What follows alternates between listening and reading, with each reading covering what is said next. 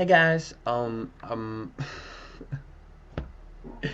this is my third weekly blog video, and I don't know what it's gonna be on. I just wanted to turn my camera on and make one because it's proving to be a little more difficult than I thought to find the time to make weekly videos. I've got a bunch of lists of topics and things I want to talk about in videos, but I'm working through the process right now of getting my technology to be able to reflect exactly what it is I have in my mind. So in the meantime, I'm going to make a little video to let you know what I'm up to on my third vlog. Let me find something to talk about. Oh yes, emotions. Let me talk about emotions. Um, you're probably, deep down calling out with a question, and if you were brought to this video, you for sure are. What the fuck are emotions? Like, really, what are they? What are emotions? And I'm gonna sum it up for you in a very simple, very, very short-term fashion, and I'll just let you know that your emotions are complete and totally your indicators for how your thought direction is going. How your thought direction is going in the sense of, is it going with the flow, which is with your unconditional self, with the perspective of your unconditional beingness, or is it going against that? Is it going upstream, or is it going against that which is your unconditional perspective? Okay, so life calls you to go to an expanded state. It calls you to go to the other end of the stick. It calls you to become better than you have been before. Always in every moment, expansion, change is the only constant. We know this. So emotions, simply put, are just your technical, if you want to talk that way, indicators of where your thought patterns are flowing. And your thought patterns should always flow down the stream. They should always flow with your unconditional self. You should always have an unconditional perspective on any circumstance, person, place, or situation that you're presented with.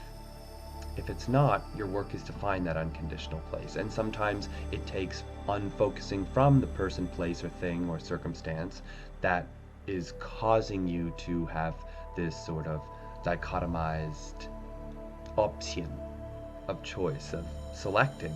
Are you going to go with the flow of your unconditional self and go in that perspective, or are you going to pinch it off and make things a little difficult for you, a little discordant by arguing for your limitation, or by saying that son of a bitch deserved it, or any of the other things that you can concoct as far as tools of justification goes for arguing for your limitation, basically.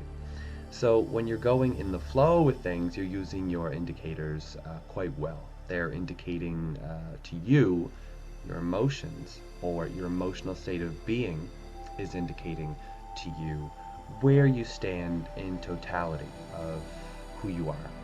What sort of mastery level you're at, based on your emotions and your emotions alone, and don't let anybody tell you anything different. So emotions are indicators. Simply put, that's it. And I think maybe that's all that you need to hear from me on the subject. You can let me know how you're using your emotions, or if you'd like me to extrapolate a little bit, maybe display some emotions for you, I can certainly do that. When you're in touch with your unconditional self and you actually know that that's the perspective from which that you should act, then you have real magic that can happen, because then you know it's a conscious choice.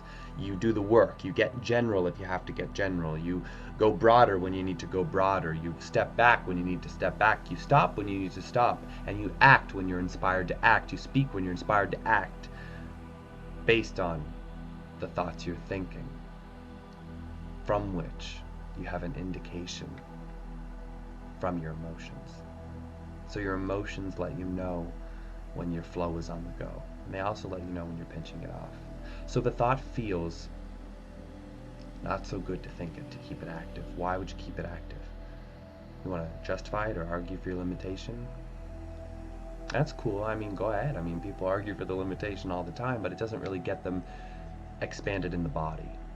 Expanded non-physically, of course. It's caused, it's there, it's existent. The broader part of you is expanding and reveling in the expansion, but you're the one who's not up to speed with it. You're the last piece of the puzzle to get put in, so get up to speed with it. And choose the thoughts that feel good, regardless of what anybody says, regardless of what the situation is. There's always a better feeling thought. If you're outside and you can't think of anything outside, meaning like in nature or in the city or wherever it is that is considered outside for you, outdoors, um, look for something. Look at a license plate that has a funny saying on it. Look for it. Look for the opportunity to activate a better feeling thought. Look for it. Find someone walking down the street that is wearing a color that you're wearing. Find a tree that is so symmetrical and it's just calling to you to bask in its beauty, to soak in its beauty. Look at a cloud in the sky that looks like something that inspires you to think a better feeling thought, that lets you elate yourself with the thought of knowing who you are and getting in touch in a general sense with who you are. Taking your mind off, in essence, of the specific thing that didn't feel good. So do you understand how your emotions are your indicators? They came in with you as a guidance system when you fragmented yourself into this little physical projection that you call manifested personality in human form on Earth. You silly goose. So if you want to get in tune with yourself, play your little body like a harmonic instrument and listen to your guidance system of your emotions. So, in case you were wondering what the fuck emotions were, I think I just laid down a solid foundation for you. If you have anything further, give me a big ol' thumbs up, let me know down there, and I'll see you next week, kids.